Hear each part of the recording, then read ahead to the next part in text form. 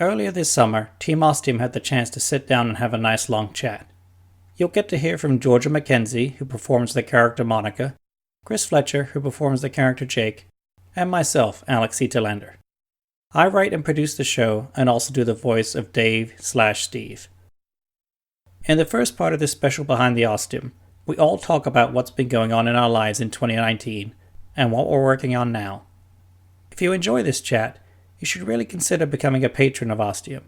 For just $2 a month, you can get access to the entire Behind the Ostium series. We cover all of Season 1, as Dwayne and I talk about each episode. And right now we're working through our world building series. You'll also get access to all the Ostium files, with new ones coming, outtakes, and lots more. Plus, by supporting Ostium, you'll help fund the show and help pay our actors. You can find all this and more at patreon.com/OstiumPodcast. That's enough of me. Here's the first part of our special Behind the Ostium with Team Ostium.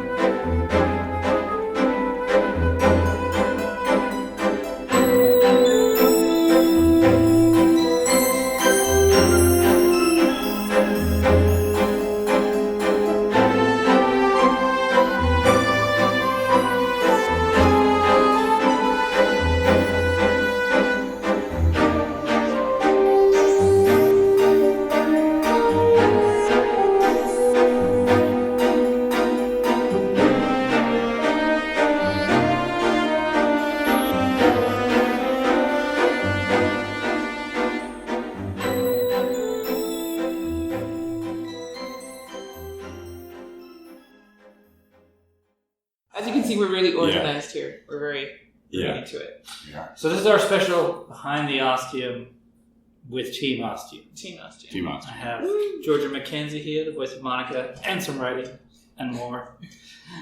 And Chris Fletcher, the voice of Jake.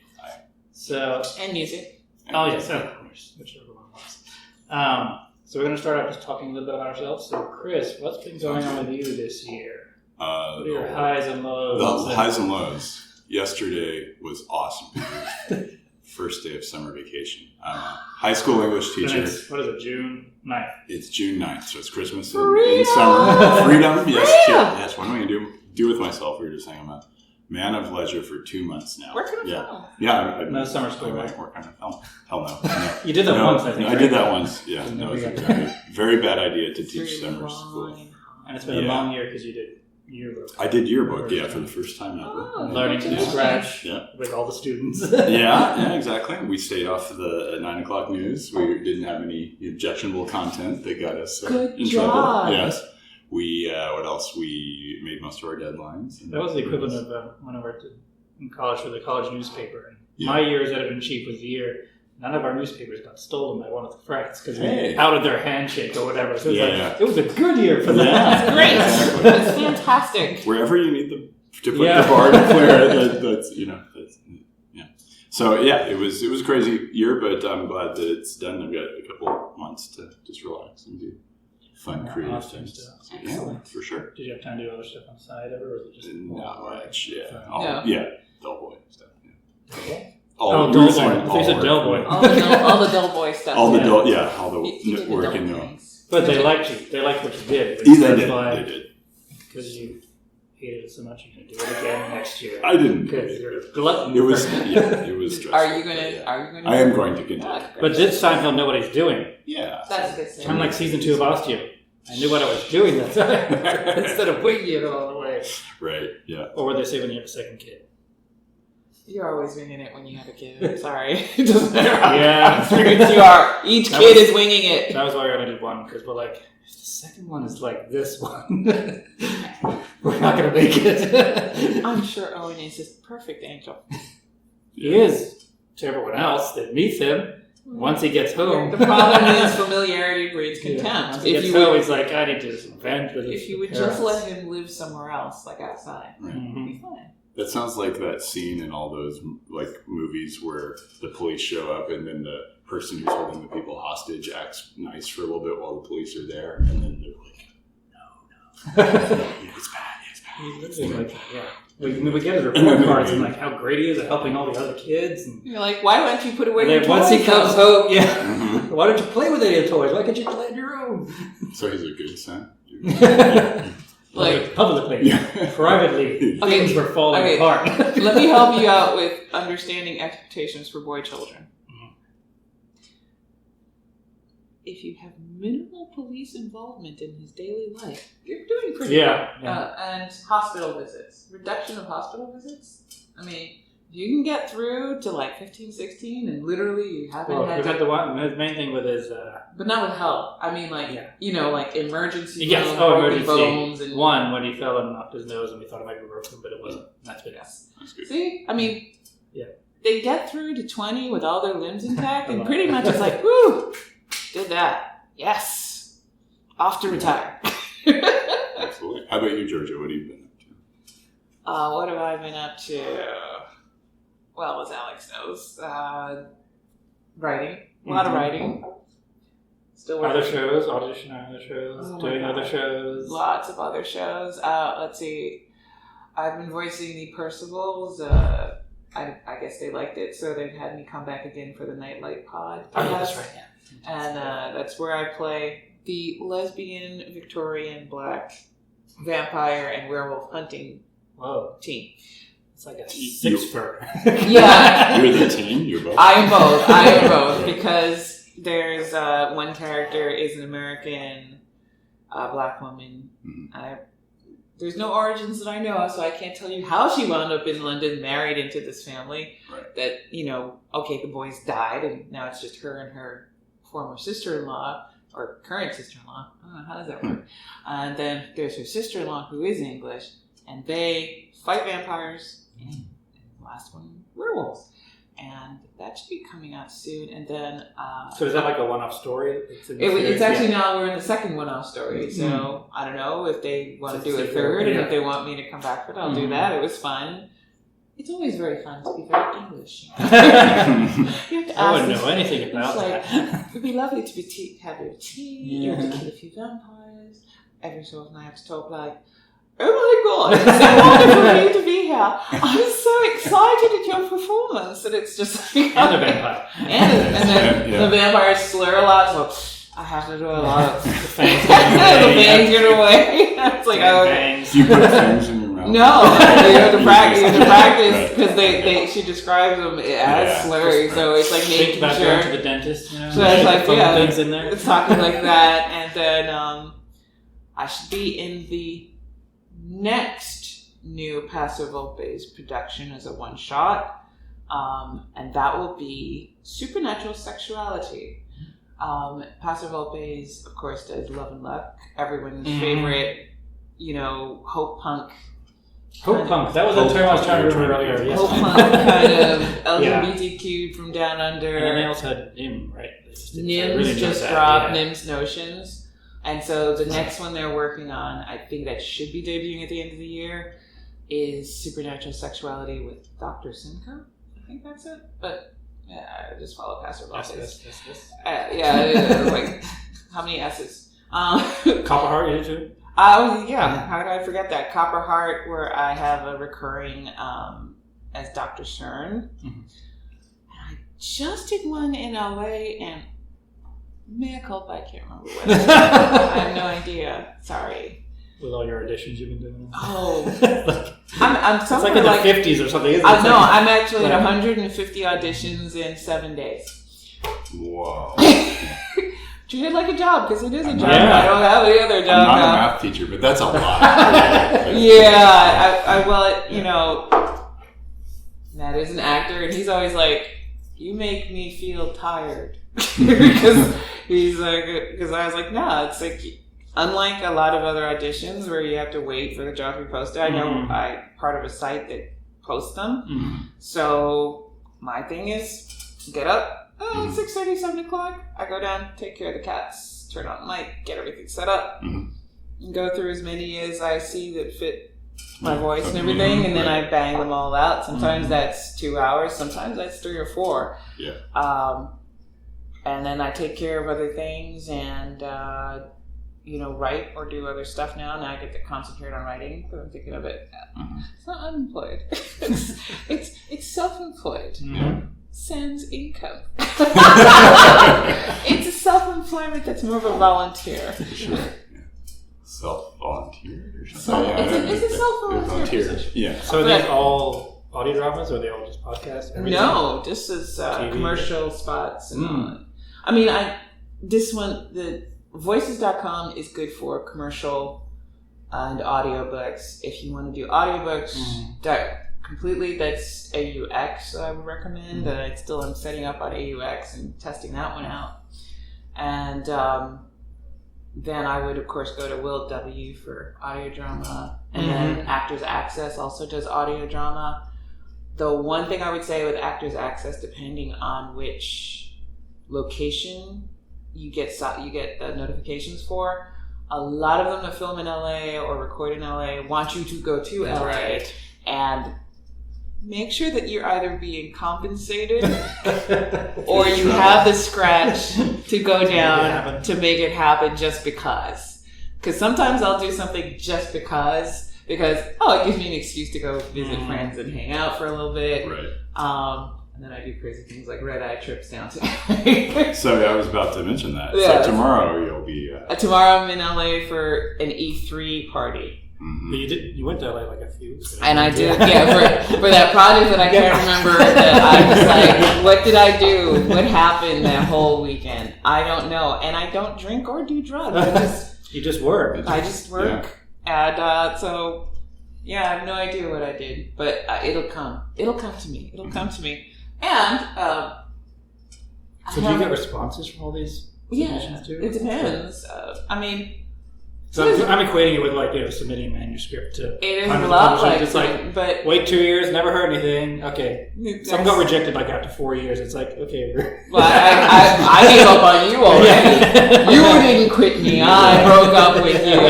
But it kind of is like that. Mm-hmm. That's part of the business. And somebody asked me on Facebook when I did one of my wow, I can't believe I did 20 auditions. Mm-hmm. She's like, oh, did you book me? No.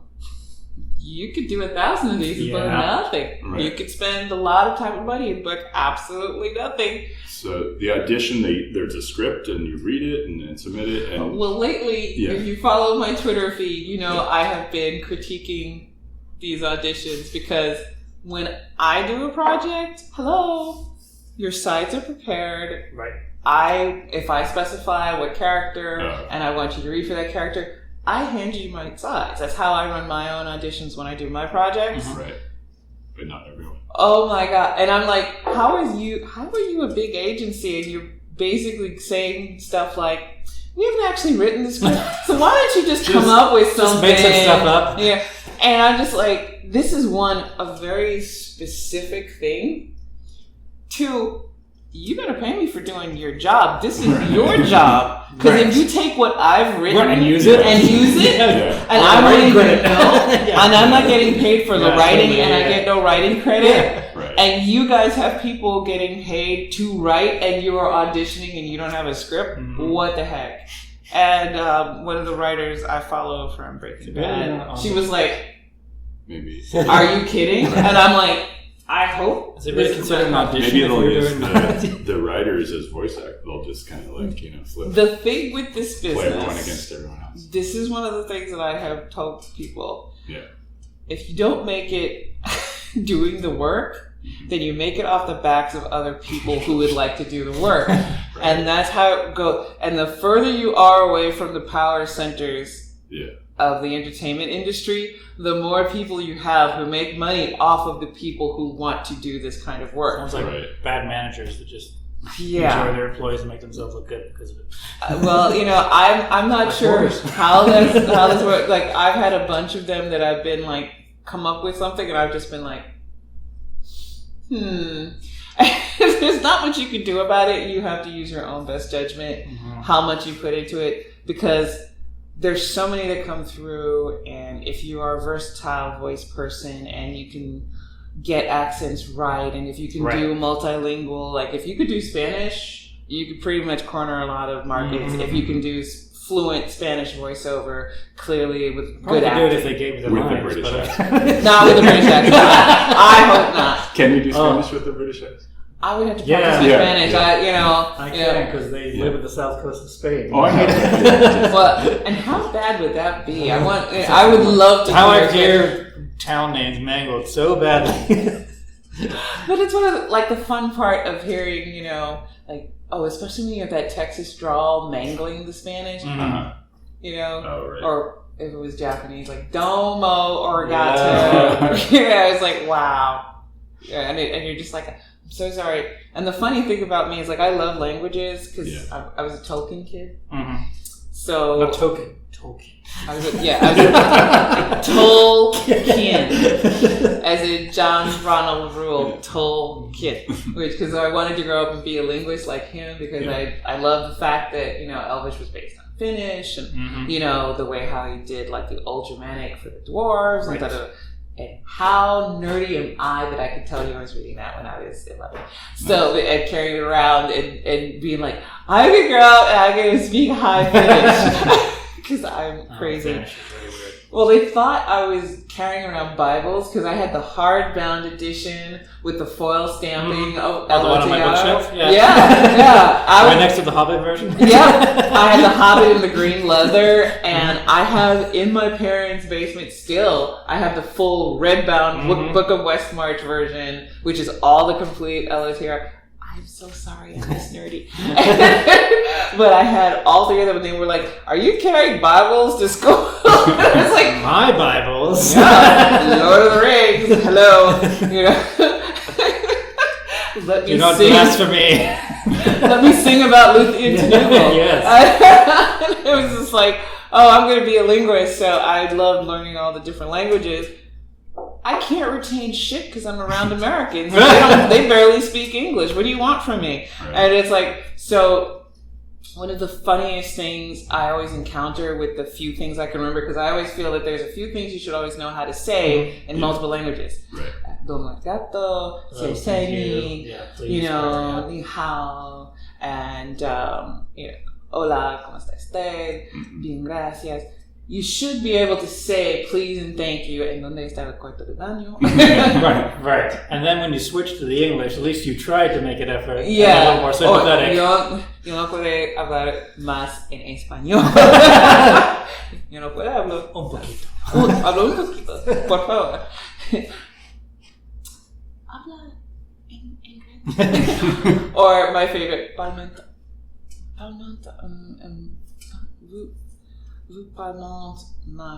Well, I used to be able to say it, but I was just like, can you speak a little slower?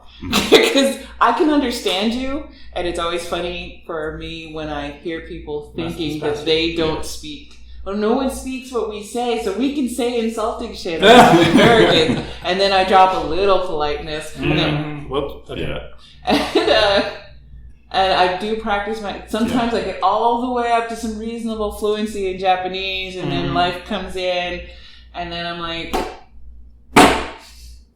Sakanao! Which is the only thing I remember, which is cussing. Okay, just But cussing. people So are it's always actually a like, cuss. my ex, people Wait, is are that always actually a cuss like, word, or is it just cussing? It is, Okay. it is, no, Oh, it okay. is. Okay. I thought you were actually saying It's cussing. an F-bomb. It's Okay. an F-bomb. It's an F-bomb. There's I retain for some reason cussing, the insults, and where's the bathroom, and hello, and thank you. That's what I mostly remember from all my European friends. It's sort of Well, cussing is really important. But Halfadoma in Dutch, Pasca in Finnish. I remember cussing because life deserves cussing. But people are always like, "Your accent is so good, though. How come you don't remember more?" And I'm like, It's the Elvish upbringing. "Yeah, what can I say? Thousands of years. I know. What can I? I didn't leave for the Blessed Isle. All right, I hung around. I devolved, and I can't retain all my language." But it's like, so I'm lucky that I can do the accents and a lot of things. And I suppose if I have more time, I can practice. But it's actually funny to be able to do that.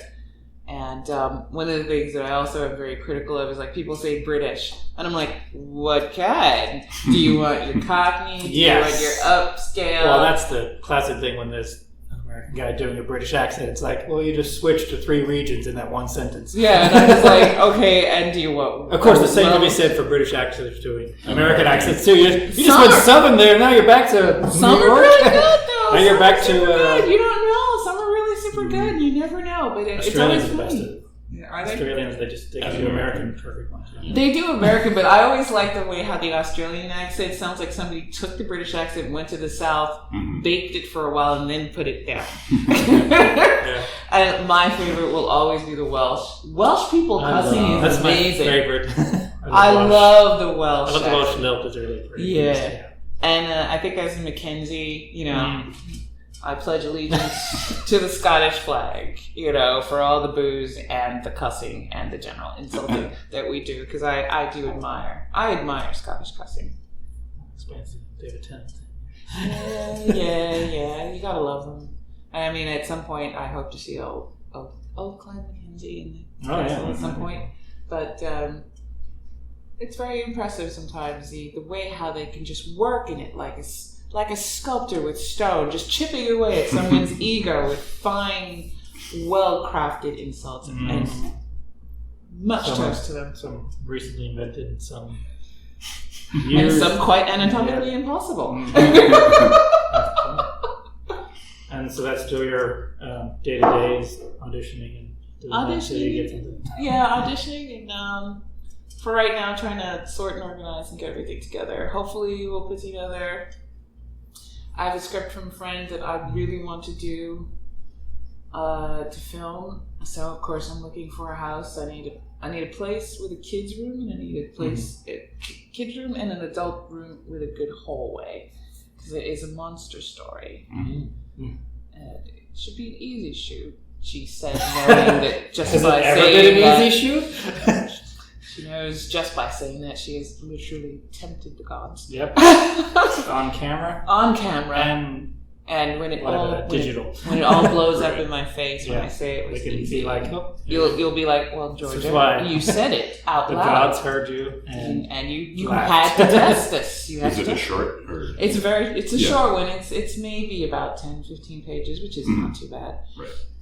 And then a couple others, and so I'm looking to work on a couple of other things. I mean, I figure it's nice to not. My job was mostly science comm and gov comm, which science communication, government communication. So basically, taking important concepts and converting that into narratives that make sense to regular people. And since that social media, and then taking that and writing things and creating things like PSAs and commercial spots for that was a large part of my job. So it's different for me and rare for me to be able to actually just do a straight up narrative film and just be fictional. If it was like, you want composting, I got you covered. I can make you a nice one that's about composting in a good place. You'll love it. I agree entirely. We can just shoot the whole thing, and it will be all about the beautiful, mellifluous composting that people need to do to save the planet. I think it'd be great. Is that Fran Drescher or what's I think it's actually closer to a semi-Brooklyn Jewish lady who's about 42 and still smokes. Right. But we'll see. Okay. Were there any fix it and compost jokes made on this set? No, because the treats fix it and compost. Yeah. Because I'm the only one who does it. I'm the one fixing it and compost. I like to get it right the first time. Right. That's the one thing I ran into when I did rom-com was people were like, "You're all prepared and shit so early." Rom-com? Yeah, rom-com studies, the first film I did. Oh, okay. Yeah, because people were like, "You're so." You actually know what you're doing. Well, I've worked for other people in this region, and I rarely have seen boards, and their crew calls and their casting calls are often like a couple of weeks before. And me, I'm lock it down a month in advance. Yeah. I've scouted out I scout places. I was scouting, and I went back 3 times to double check that I wanted this particular place and how would it work. Because I scouted before I did the boards after I was happy with the script, and then I scouted afterwards with the boards and made changes and tweaks to the board illustrations, and then I scouted just to make sure for the last time because I'm a nervous person. I haven't even had coffee. It is tea. I can verify. It is tea. It is herbal tea. Mm-hmm. This is me without coffee. So I wanted to make sure everything was okay, and then I got my actors locked down, and I worked with their schedule, and then I rehearsed them, and some people were like, yeah, they want to audition for you because you had specified you wanted to do rehearsals. And I'm big on rehearsals, and I was like, that's because we're shooting 24 pages in 2 days. This isn't an improv show, so it's not improv, and I need to make sure you nail it when you get in front of there. Like, right. I want to make sure that all we're doing good that you can use. I want to make sure we're varying things, but we're not fixing things. Yeah. And it's always. I believe the word is. Yeah, and the people were like, professional. Well, people were like, oh, you can't shoot that much in 2 days, and I was like, if you actually wanted to work in Hollywood and you wanted to work on a sitcom or any show and you can't shoot up to 20 pages in a day or 2 days, dude, you are not Stanley Kubrick. I don't want to hurt your feelings, but you don't get to noodle. Right. You don't have that cachet to noodle.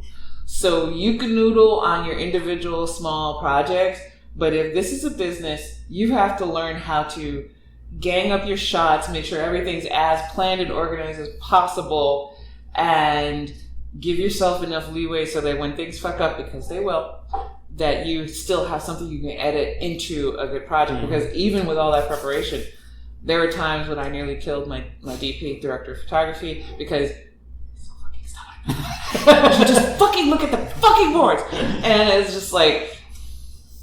And I'm like, I said, get this shot. And sometimes later on, because I left him in charge of that, because I had 5 or 6 different hats that I did for that shoot, because I was completely understaffed, and it was really hard to get people to commit because I don't have the money. So I put aside the food budget, and I basically home cooked for 3 days, and I fed them good food. There was no pizza. It was not pizza chips and some RC Cola. Yep. It was like.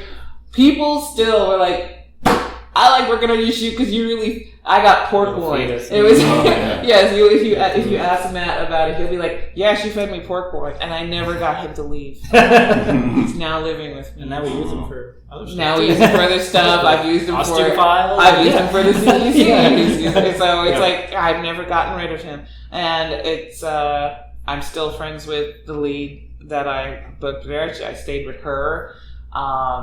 When we did the CEC project, I did that with Ethan. Mm-hmm. And they even got paid, but I still go for them. He's done a second Ostium file.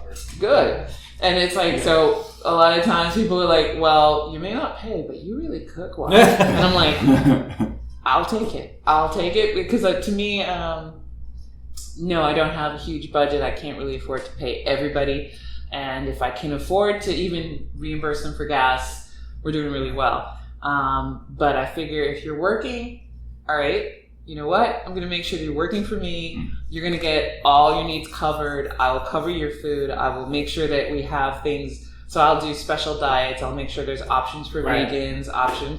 And, I have hypertension, and it limits how much I can eat out myself. It affects everything else that you want to do. It affects working and stuff. Yeah. So it's like, I make sure that it's a really good options for everybody. And plus, I'm sure that when they see that you also work your ass off alongside them, it's like okay, she's someone we can depend on. I did the prop work. I was the behind the scenes photographer. I was the director. I ran. So there would have been a list of titles and that's your name. It really was. At the end of it, it was just like I was the casting director. I was the location manager. Or you just would have been that title and your name just kept appearing. Did you make up fake names? No, I did not. It would have been like one of those riff tracks, where they have riff tracks where it's like everybody. Yeah, and it sounds that guy. It's like, oh, look, it's his movie. Oh, he's the main star. Yeah. Oh, he did the music. But isn't that what is that Behind the Door or whatever that terrible movie was? That then they made a movie of the terrible movie. Oh yeah, that Franco won. The Room. The Room. Oh, yes, that's it. Yeah. And it's like it was kind of like that because I did so many things, and I wound up having to play one of the roles because I couldn't find a guy. Mm-hmm. Like if Matt had said no, I would have just done a table reading. I was like, I would have just done a table reading and called it a day and been like, all right, next script. But he said yes to the project, and I was like, oh, I guess I gotta make a fucking movie now, alright? Get going, girl! Let's move. So we did all that, and I did the craft table, I did the editing, I did the effects at the end, and did everything. And it was fun to do, but it's like having a kid. You kind of have to forget that you did it. Well, my highlight for you was PodCon. Yeah, that was a lot of fun. That was January, good. and just seeing all these people I've been talking to for 2 years now, all these different shows, and just getting to meet them in the flesh. Well, you were belle of the ball there, meeting everybody. And it was just fun to see, like, oh, it's that guy from that show, and he's chatting with that guy from that show, with that guy from that show. And I know they live like miles and miles apart, and you know, it's well, you got to meet Kalula, Jordan, Income Roll. Yes, yes. And who else we got? Sarah Warner. Well, her whole little booth there was It was like a crossroads for everybody was just hanging out with Sarah Warner. I missed some people because I was busy talking to other people. Yeah. Oh, we had a fan. That's right. Almost get his name. But I remember, yeah, we did. Dwayne was there. Dwayne, yep. Who's now, and he's the guy that is now doing one of the spin-off shows of Ostium, and the only reason he started is because he did an Ostium file, because I invited others to do Ostium files and write their own little story in the Ostium world, kind of like a what's behind your door sort of thing, you come up with it. And so he wrote his own little one that ties in with Centralia. See, if you interact with us, you too can write an Ostium file. There's no limit to it. No limit. So, but now he did that story and he thought he was done. But then people who enjoyed it said, "So we want more. What are you going to do next?" And he's not even a writer. He didn't even think of himself that way, but now he is. Everything's got a story. And now he's come up with this solar punk whole story called Manifestations that'll be starting in August. Cool. I think I have to do something for him, but I've completely forgotten. Sorry, Dwayne. I've completely forgotten whatever it is I promised I would do, and I promise I will focus on it. She will. I promise. Then I've also done an offshoot short story series that I'm going to be publishing on Amazon. I've done one installment so far, and I'm going to do it bit by bit. I'm excited to do the art. Are you going to do, like, maybe pull the Ostium stuff into, maybe Ostium shorts into a nice published book? Maybe. I'll see. I'm working on also the second book. The second season, and then extra stuff at the end and all the artwork. And stuff well, you got mine. When I have time. That was going to be a big PodCon 2 thing, but no, PodCon 2 is not happening. So. Oh yeah, you didn't mention Podtails. PodCon 2 did happen. That was PodCon 2. Oh, sorry, totally. PodCon 3. PodCon 3 is not happening. Yeah. And I'm really sad. But you are doing Podtails. I am doing Podtails with Dwayne in October. Yeah.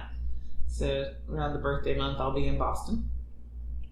I've long since forgotten when Podtails is. So that's October sometime. It's sometime in October. It was too soon for me to make it work. Yeah, well, like I said, I'm just kind of like, well, moment of leisure at this point. Yes. Moment of leisure at this point. You just look at that day, what's going on, and then the next day. But like, as long as you put it on the schedule. It really is. It's like I'm trying to. One of the things I love about Google Assistant is it sneaks and spies my email for all my and will remind you and then puts it on my calendar, and it's like.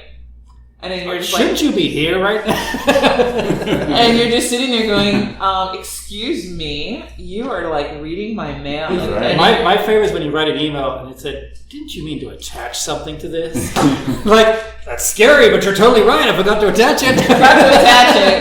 Well, as I've often said, you have less to worry about the government reading your stuff because there's so many laws. Your biggest problem is tech companies reading your stuff and stealing, invading your privacy, and you're willingly giving them. It's not like it's some dude in a office somewhere actually reading it. It's all algorithms and it's all bots, and they're pulling information. And I was like, basically, I also want to try and sell you just like put like a Google logo around the back of my neck because basically I've sold my soul. Theo style. Yeah, just you don't have to shave your head here. Do they just go your M&Ms for you too? Give it time. Yeah. I think at some point, REI will just get rid of us. Separate.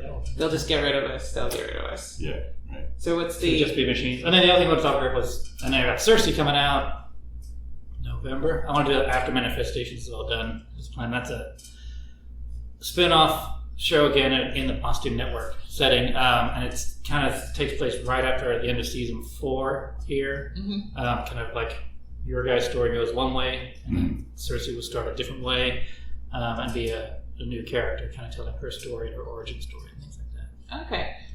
And work has started on season 5. Season 5. Season 5. Well, my part is mostly done. Yeah, my writing is done because I started. Yet to be. He's about to be. It's about to be. Yeah. Yes. And so that's going to be a crossover season again with what happens at the end of season 4. Actually, we can talk about it at this point because season 4 is done. This will be released after season 4. Yes. So at this point, Jake and Monica lost in time and space. We're not really good at staying out of trouble. Just in case you were wondering, we can't seem to stop fucking up. What the hell's wrong with us? Jake just goes for it. Damn it, Jake! Monica's like, quit leaving me alone. I have to save your ass This again. bonus material has a hard arc. Jake, Fucking period. I'm gonna punch you if you don't stop falling into porn. He was really tired. Hard fucking arc. Yeah. Yes, Right. it's like seriously. But yeah, this started as because Bright Sessions did a crossover with Ars Paradoxica, and I think a few other shows have done it too. And I was like, that's really cool. I love a lot of audio dramas, so I'll just try and do it. And then I kept asking people, and they all kept saying yes. So how many? Well, So at damn this it. point, we're at, and they're shorter episodes, but we're at 20 crossovers. 20. Yes, 20 crossovers. And then one finale. So the arc. might have you surviving. Yeah. Oh wait. You never know. Things might change. Oh, thanks. Anyway, He's gonna Thanos snap one of us out of existence. Yeah, so that's 20, and they're all going to be short, 10 to 15 minutes or whatever, but it all kind of... The whole plot of this season 5 looks like a spider web. Pretty much. There are a few, like, connecting threads like pushing your guys' story along a little bit, but a lot of it's also just meeting some of the cool people and like 3 or 4 of them, the person whose show that is, they wrote the episode, and that's a lot of fun stuff. Of course. Yeah. Wouldn't you? And then the sound design is going to be good because I started getting help with sound design using the guys who do Hail and Well Met, the RPG podcast, and we worked out a deal together on paying them and helping them out and stuff. So they're doing my sound design for Cersei, and then season 5 of this. So 1, it'll sound much better because they know more of what they're doing than I do. 2, it'll give me more time to write other stuff. Yay! That's the whole point. Because I am ultimately a writer, not a sound designer. Yes, and it is a. And I've already heard the first rough cut of Cersei the other day, and it like totally distracted me during my workout, and I didn't realize I was done on the elliptical. So I was all caught up in the story. Good. Yeah. That's exciting. I can't wait to hear it. Yeah. So that'll be November.